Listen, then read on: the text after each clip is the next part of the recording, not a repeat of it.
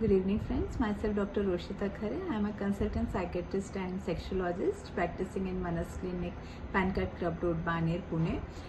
So, friends, today is World Mental Health Day, and I want to throw light on certain issues related to mental health and how we can recognize mental health issues or mental health sign in ourselves or in our loved ones. So, the common signs and symptoms of mental health issues include changes in mood, like there's persistent sadness or irritability or anxiety, withdrawal, avoiding social activities, friends and families, changes in appetite, either the appetite goes up or there is decrease in appetite leading to weight loss, changes in sleep pattern like insomnia, lack of sleep or disturbed sleep, or the person sleeps a lot, disturbance in focusing on things, physical symptoms like persistent aches or headaches or digestive issues without a clear physical cause, feeling of hopelessness, worthlessness, and substance abuse, or person can engage in risky behaviors, and last but not the least, feelings of self-harm or suicidal thoughts. So how can we distinguish between normal mood fluctuations and more serious mental health concerns in ourselves and in our loved ones? So normal mood fluctuations are short-lived and usually associated with some incidences, but serious ones are persistent, lasting for days or weeks, and remain the same if the condition which caused those issues goes off.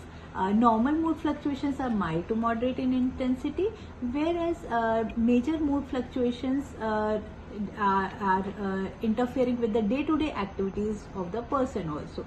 Normal fluctuations have temporary changes in behavior like a bit of irritability or withdrawal, but serious changes involve prolonged changes in behavior like withdrawing from social activities, neglecting responsibilities, or engaging in risky behavior. So friends, how friends and family members offer support to someone showing signs of mental health challenges. Number one, be open, non-judgmental. Start a conversation, gently express concern by saying, I have noticed you have been going through a tough time and I am here to help you out. Or listen actively without interrupting or trying to immediately fix the problem. Avoid judgment. Refrain from dismissing their feelings or telling them to just over it. Instead, validate their emotions, saying things like, that sounds really hard and I'm there to help you out. Other thing which we can do is give them emotional support, be present, show empathy, encourage expression if they want to say something, encourage professional help also. Suggest therapy or counseling and reassuring them that there are mental health professionals which can help you out to overcome these situations, or offer help in finding resources also, like help them search a therapist or a counselor or support groups or hotlines. Accompany them if they are anxious about seeking mental health professional help. So offer to accompany them to appointments or assistance scheduling those appointments. Be patient. Understand it takes time. Recovery or improvement in mental health isn't always immediate, or so be patient. Avoid pressure. Don't pressure them to cheer up quickly as it takes time. Assist with practical help. Offer help with their day-to-day activities and encourage them to take care of themselves also.